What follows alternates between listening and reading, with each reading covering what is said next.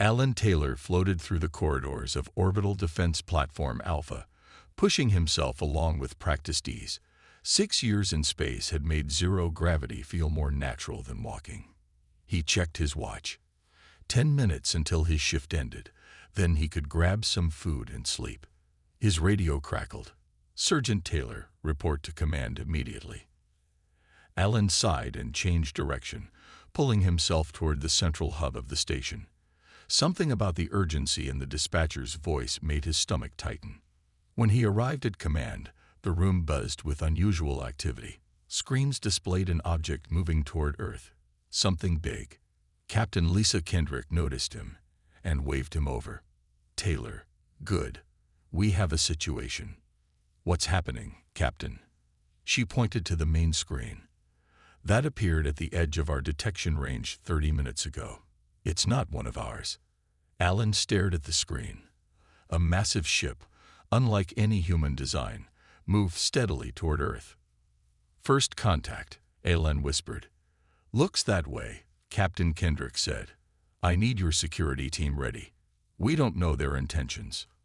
Alan nodded and moved to the communications station, where his friend Olivia Green sat with headphones pressed to her ears. "Anything?" he asked. Olivia shook her head. "Nothing we can understand. They're broadcasting something on multiple frequencies." The next 3 hours passed in tense preparation. More alien ships appeared behind the first. Earth governments scrambled to form a response team. Orders came down. Maintain distance. Show no aggression. Prepare for all possibilities. When the aliens finally sent a message in broken English, everyone in command held their breath. "We are Sorelian Empire. We come in peace. Request trade talks." Captain Kendrick looked relieved, but Alan studied the ships on the screen more carefully. Something didn't feel right. The ship's designs included what looked like weapon ports, though they were cleverly disguised as sensor arrays. "Captain," Alan said quietly, "those ships are armed." Captain Kendrick frowned. "Of course they're armed, Sergeant. We're armed too. That doesn't mean they have bad intentions. Look at how they're positioned. That's not a trade delegation formation. That's a blockade setup." The captain sighed. "Taylor, I know you were in combat during the Mars Rebellion, but not everything is a threat. This is first contact with an alien species. Don't mess it up with military paranoia." Alan bit his tongue and nodded. "Yes, Captain." Later, in the mess hall, Alan found Olivia picking at her food. "You don't trust them either," he said, sitting across from her. Olivia glanced around before speaking quietly. "I've been monitoring their communications. They're using encryption, but there's something odd. They're sending much more data between their ships than needed for normal operations." Alan leaned forward. "Can you decode any of it?" "Not yet, but I'm working on it during my off hours." She pushed her food around on her plate. "Command thinks I'm being paranoid too." "Keep trying," Alan said. "Something's not right here." Over the next week, the Aurelians maintained their position near Earth. They sent representatives to meet with world leaders. Everyone seemed charmed by the aliens' apparent desire for peaceful trade. Alan increased security drills for his team. He studied everything available about the Aurelians and their technology. At night, he helped Olivia try to crack their communications. 2 weeks after first contact, Alan received new orders. He was to join a diplomatic welcome party on the station. The Aurelian ambassador wanted to tour Orbital Defense Platform Alpha as a gesture of goodwill. "This is a great honor," Captain Kendrick told him, "and maybe it will help you see they're not a threat." Alan nodded, but as he prepared his dress uniform, the unease in his gut only grew stronger. "Keep working on those transmissions," he told Olivia before heading to the docking bay. "I have a feeling we're running out of time." The Aurelian delegates arrived in a small transport ship that docked with smooth precision. Alan stood at attention in his dress uniform, along with 5 other security officers. Captain Kendrick waited at the front of the welcoming line, her smile tight but diplomatic. The airlock cycled open. 3 tall figures stepped through. They had gray-blue skin that seemed to shimmer under the station's lights. Their 4 eyes blinked in different patterns as they took in the human welcome party. Ambassador Krasvar stepped forward. He stood nearly 7 feet tall, his long arms ending in 6-fingered hands. "We are honored by your welcome," he said in surprisingly good English. Captain Kendrick bowed slightly. "The honor is ours, Ambassador. Welcome to Orbital Defense Platform Alpha." As the formal introductions continued, Alan studied the aliens carefully. Something about their uniform-like clothing caught his eye. Small bulges appeared in places that didn't match their body structure. When one delegate turned, Alan noticed a faint outline of what looked very much like a weapon holster. The tour began. Captain Kendrick led the aliens through the station's public areas. Alan followed at a respectful distance, watching every move. When they reached the observation deck overlooking Earth, Ambassador Krasvar seemed particularly interested in the defense system displays. "These are your planetary shields?" he asked, gesturing to a diagram. "Just monitoring stations," Captain Kendrick explained. "The actual defense grid is controlled from Earth." Alan noticed one of the other delegates discreetly touching a device on his wrist whenever they entered a new section. The alien was mapping the station. After the tour, Alan sought out Olivia in her quarters. She sat surrounded by screens displaying code sequences. "I found something," she said without looking up. "Their encryption is complex, but there are patterns. I think they're planning something within the next 48 hours. Alan leaned over her shoulder. "Can you tell what?" "Not exactly, but I've translated words that translate roughly to defense, disable, and primary targets." She looked up at him.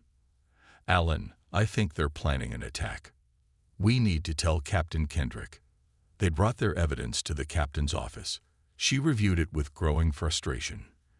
"This is all circumstantial," she said finally. "Diplomatic relations are fragile right now. The world governments are excited about alien technology. I can't risk an incident based on partial translations and your gut feeling, Sergeant." "What about the weapons I saw?" Ellen insisted. Captain Kendrick sighed.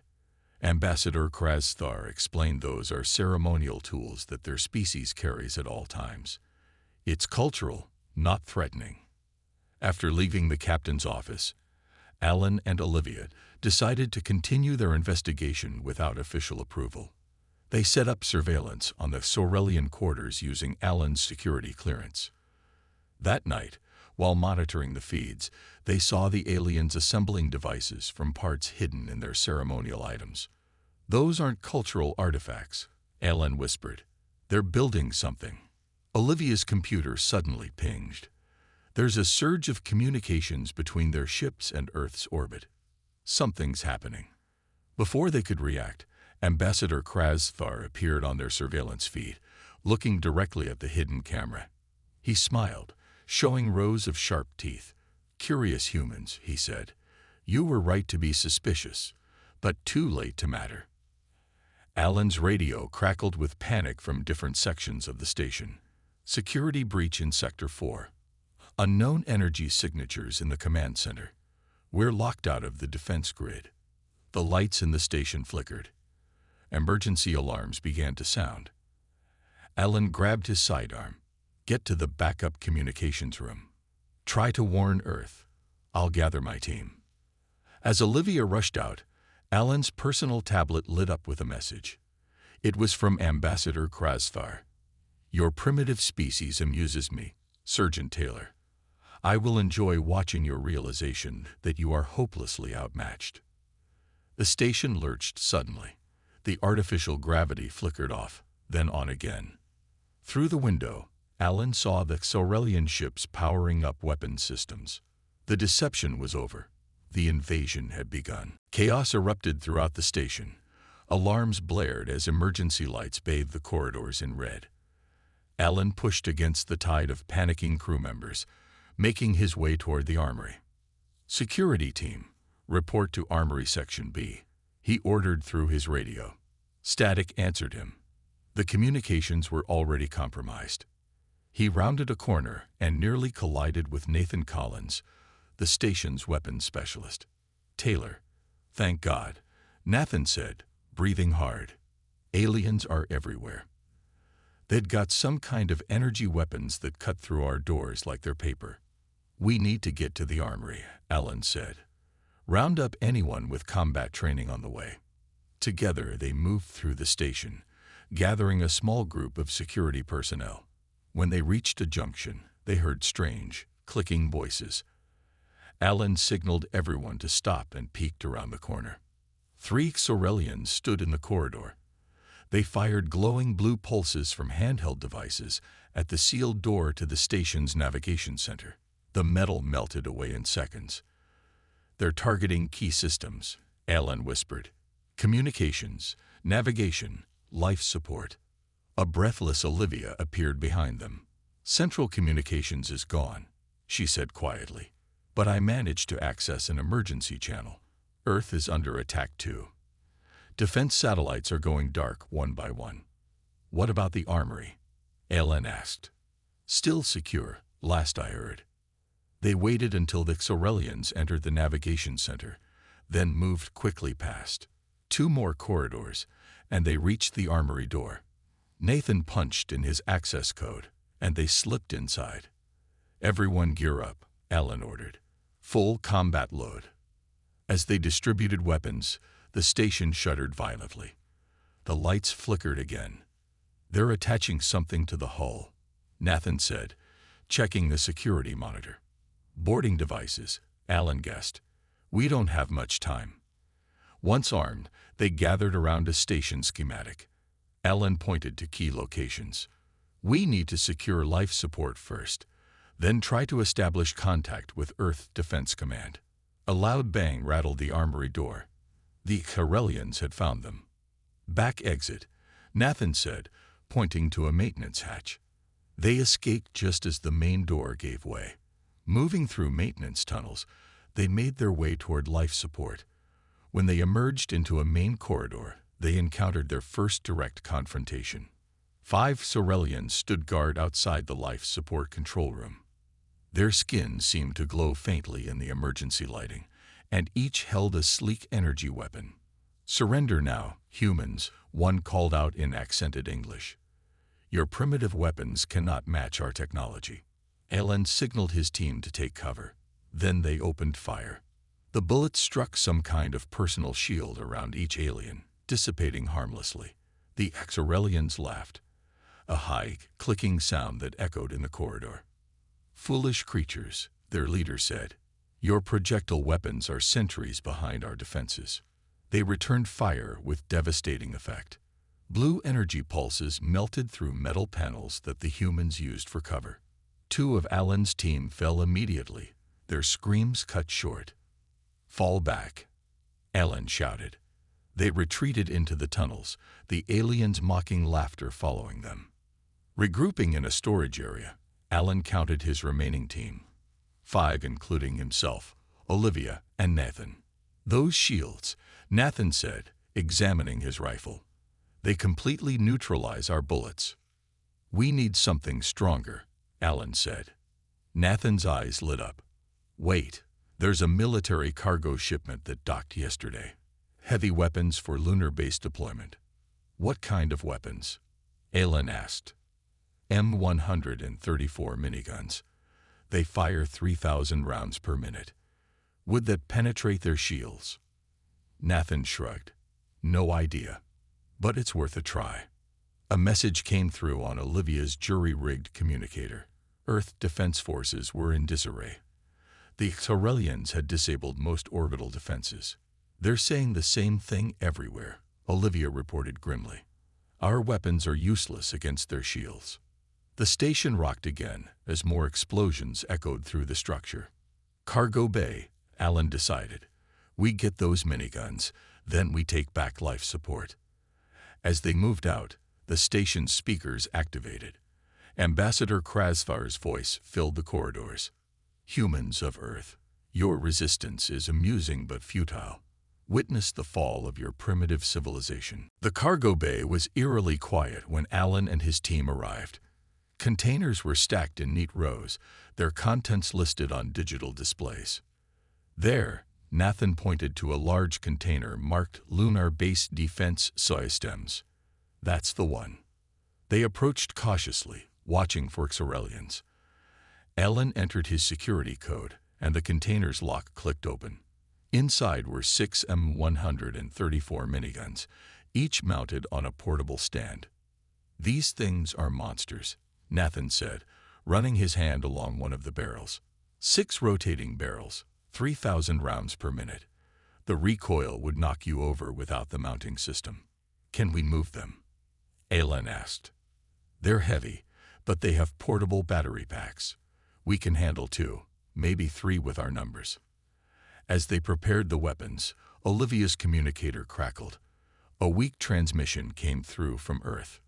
"Any resistance forces, report status." Olivia quickly responded. "This is Orbital Platform Alpha. We have a small team intact. Station is overrun." "Roger." Alpha. "Same. Everywhere. Their shields. Too strong." Ellen took the communicator. "This is Sergeant Taylor. We're about to try something different.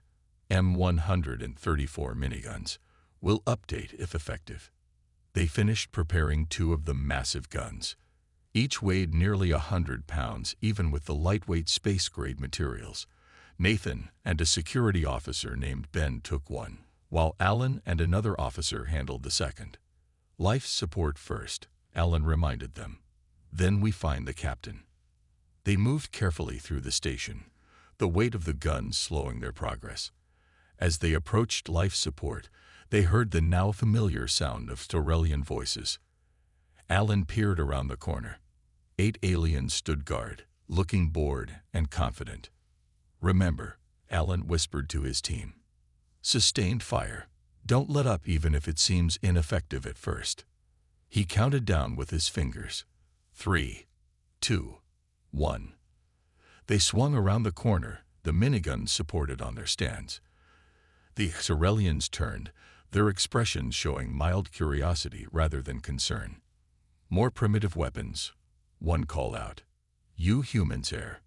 Nathan fired first. His minigun roared to life, the barrels spinning into a blur. A stream of bullets erupted at 50 rounds per second, striking the Xorelian shield. For a brief moment, nothing seemed to happen. The alien smiled, raising his energy weapon. Then the shield flickered and failed. The stream of bullets tore through the alien, blue blood spraying the wall behind him. The other Xorelians reacted with shock, raising their weapons. Alan's minigun joined the fight, its deafening roar filling the corridor.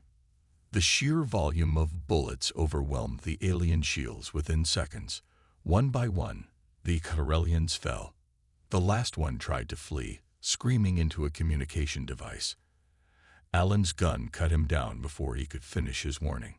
When the guns finally stopped, the corridor was silent except for the ringing in their ears. "It worked," Olivia said in disbelief. Nathan examined one of the dead aliens. Their shields must be calibrated against energy weapons, not physical projectiles. And definitely not this many projectiles this fast. Alan grabbed the communicator. "Earth defense. This is Alpha. The miniguns work. Their shields can't handle high-volume kinetic weapons. Repeat, use conventional kinetic weapons, highest rate of fire possible." The response was immediate. "Copy that. Alpha." Spreading the word. They secured the life support systems and moved on, encountering more Xorelians. With each engagement, the result was the same. The aliens' confidence turned to confusion, then terror as their supposedly impenetrable shields failed against the storm of bullets. Word spread quickly through the station. Surviving humans began to fight back with whatever conventional weapons they could find. Even simple pistols worked if enough people fired at once. In the command center, they found Captain Kendrick organizing a resistance group. "Taylor," she said when she saw him.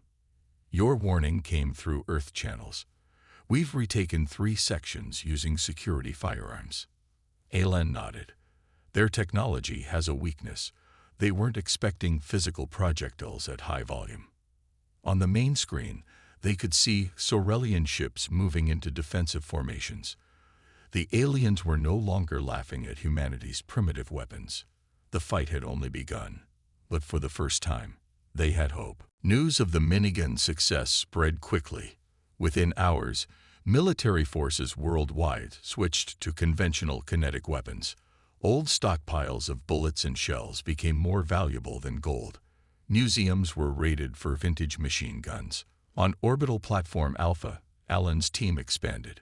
They were joined by engineer Samantha Wells, who had survived the initial attack by hiding in a maintenance shaft. "I can make these better," she said, examining one of the miniguns. "If their shields are failing against kinetic weapons, we can optimize for that." In the command center, they watched Earth's counterattack unfold. Ancient A-10 warthogs, pulled from storage facilities, tore through Saurelian landing craft with their 30mm Gatling guns. World War II-era battleships were hastily recommissioned, their massive shells proving effective against alien shields. "They never expected this," Captain Kendrick said, watching the feeds. "They thought we'd abandoned kinetic weapons entirely." Alan nodded. Most advanced civilizations probably moved to energy weapons as they develop. The Saurelians wouldn't have encountered bullets for centuries. Samantha worked through the night with Nathan, modifying the miniguns. By morning, they had created a terrifying new weapon. "We've lightened the frame using station materials," she explained to Alan. "And I've adjusted the firing mechanism. It now fires special fragmentation rounds that splinter after impact." "Why is that important?" Alan asked. "I examined the Saurelian bodies," she said grimly. "Their internal structure is different from ours, more fragile in some ways.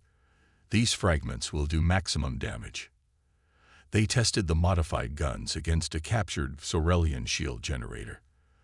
The results exceeded their expectations. "Earth Defense Command is requesting our modifications," Olivia reported. "They're setting up manufacturing centers to replicate them." But the Saurelians were adapting too. Their ships pulled back into higher orbits, beyond the range of ground-based weapons. New vessels arrived, larger and more heavily armored. "They're bringing in their real military now," Captain Kendrick observed. "What we fought were just their advance forces." A transmission came through from Earth Defense Command. A grim-faced general appeared on screen. "Orbital Platform Alpha, we've received intelligence that the Saurelians are bringing in Planet Killer-class vessels.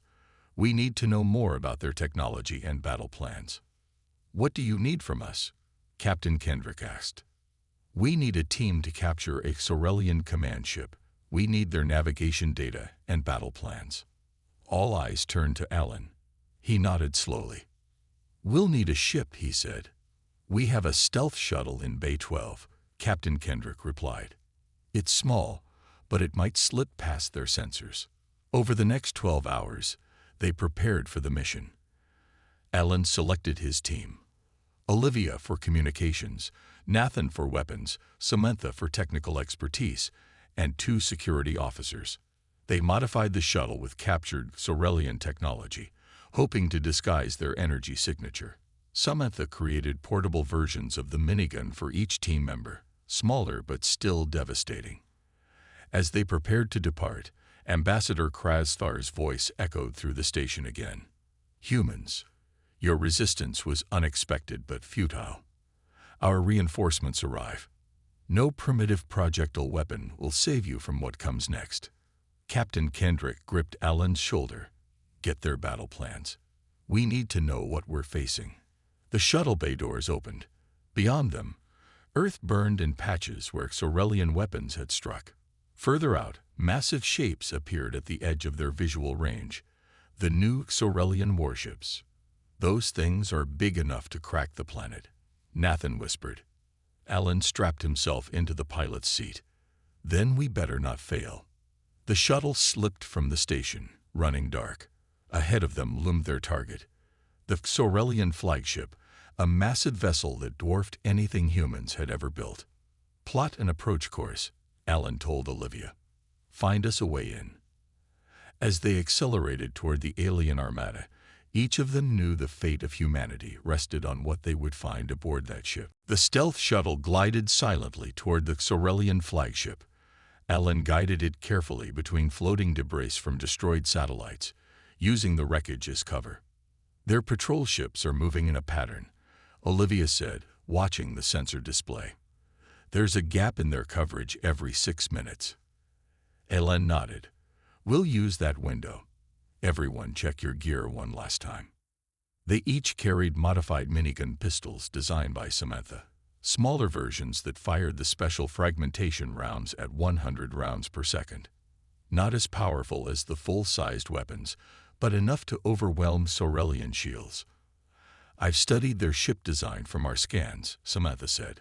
We should aim for this area. She pointed to a section near the rear of the massive vessel. It looks like a maintenance access, less likely to be heavily guarded. When the patrol gap opened, Alan pushed the shuttle to full speed. They reached the flagship and attached to its hull just as the next patrol passed by at a distance. Cutting tools, he ordered. Nathan and Samantha worked quickly to create an opening in the alien hull. The metal was strange, almost alive under their tools, but it yielded eventually. They slipped inside one by one. The interior of the Sorelian ship was unlike anything they'd seen. The corridors pulsed with a faint blue light. The air felt thick and humid. This way, Samantha whispered, following readings on her device. The ship's computer core should be 3 levels up. They moved carefully, hiding whenever alien crew members passed by. The Sorelians seemed confident in their security, with fewer guards than expected. They don't think anyone would dare board them, Olivia said quietly. After 20 tense minutes, they reached a large chamber filled with glowing equipment. Strange symbols flashed across curved screens. This is it, Samantha said. Their central database. Give me cover while I access it. While Samantha worked, Alan and the others stood guard. Nathan examined the alien technology with fascination. Look at these weapon designs, he said, pointing to a schematic. They're already adapting shields to counter our kinetic weapons. Alan frowned. How long before they deploy them? Days, maybe hours. They're fast. Olivia joined Samantha at the main terminal. I'm seeing communication logs. Thousands of them. Her face paled. Alan, this isn't their first invasion. They've done this before, to dozens of worlds.